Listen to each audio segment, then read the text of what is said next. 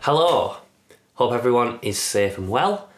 Thank you for tuning into another YouTube video, doing something a little bit different. So as you know, I am a musician and I usually post videos of me playing my own songs, now and again playing someone else's. If you haven't seen them, go check them out. But I also love vinyl. Now I am in no way, shape or form a vinyl boffin or, a serious collector. I do it because I love music. So I'm not trying to get into any kind of market with this or anything. This is purely from the love of music, and I think vinyl sounds amazing and it's like holding a piece of artwork. So what I'm going to do is release a few of these videos talking about my vinyl collection and songs and albums that have inspired me and been the soundtrack to my life, and hopefully yours too. So we'll see how it goes. Hopefully you'll connect with a few things in here. But this week, number one, is a very, very special album. And it's one that I always keep going back to when I'm in need of a little bit of inspiration. Because it's just an absolute masterpiece, to be quite honest. And that is George Harrison's All Things Must Pass. I mean, look at that. It's sexy, isn't it? I mean, it's like, you've got the gold writing on the side there. Don't know if you can see that. And it's like, it's a box set. You take the lid off and there's just a whole world of art and craft and genius in there. And it's such a simple front cover that it's literally George Harrison sat with a lot of garden gnomes in his garden at Friar Park, because I believe he loved gardening. But it just works, doesn't it? It absolutely works. There's not even anything on the back. It's all inside. So simple, but very effective. Something you don't really get now. Something that you didn't really get with CDs, although CDs do kind of carry a little bit of that quality with the sleeve notes, but you don't get it with streaming, absolutely not.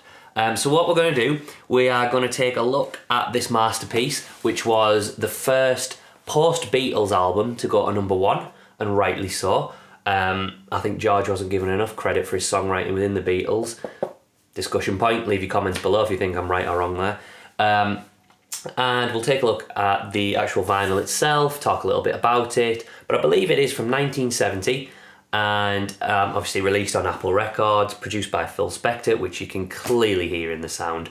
So let's take a closer look. So we're going to take a closer look at the front cover. There it is. Black and white, sepia. I don't know, the sky looks sepia to me and the rest looks black and white. Very first time I've seen some sexy gnomes. Not that I think gnomes are sexy, but George might have, who knows. But they're in some very questionable positions.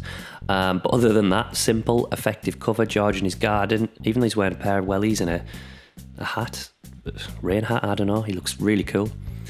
We turn it over and we've got orange. So now we're introduced to a world of colour. Look at that track listing. Single, heavy track listing. Brilliant. And then all the people that played on this record: Ringo, Way, Eric Clapton, of course, George's best mate. Not sure I'd be friends with someone who stole my wife though, but that shows you what a good guy George is, how forgiving he was. And, as we look at side 1 and 2 here, which is the purple sleeve, we've got lyrics. Again, simple but effective. They don't even span the whole sleeve, they're just in the middle. You look at the tracks there like My Sweet Lord and Wah Wah. That, you can properly hear that Phil Spector sound on there, the massive production, the multiple instruments. It's amazing. We've got the vinyl itself there with the apple in the middle, that famous Apple Records logo. And as we look closer, you can see track 1, written by George Harrison and Bob Dylan. What else do you need in life?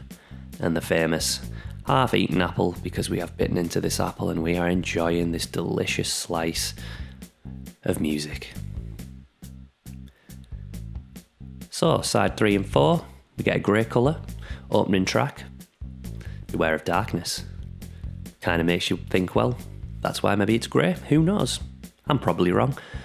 But, again, the lyrics to some amazing songs. All Things Must Pass, the title track. Just amazing. I dig love. And you just think, if these tracks were passed over at the end of the Beatles, what were they thinking? But then I suppose it did George a massive favour, didn't it? And he certainly came in with a bang. But here we've got something called a Winchester pressing, and I found this out by this etching here. I will put it in the description below. But I found a website and I put it in, and it's actually a Capitol Records plant where this was pressed. And it was in 1970, so it is about 51 years old. We've got Apple Jam here. So this comes with the box set. I'm not sure it comes with any other version of this. And it really is just a collection of jam sessions. And you can hear the joy in the playing. It's just a bunch of mates having a good time, and they stuck it on the album. There's one track, it's Johnny's Birthday, which is a tribute to John Lennon, which is nice. I think it was his 30th birthday. So there you go. Amazing album. And a nice little extra thing. Nice extra little pot of jam to go with it. So give it a listen. So there you go. Thank you very much, guys, listening to me rabbit on about All Things Must Pass, an album that continues to influence me all the time, and I'll always keep going back to it. I hope that you enjoyed today's video. If you did, please hit that subscribe button and the notifications bell so you never miss a video.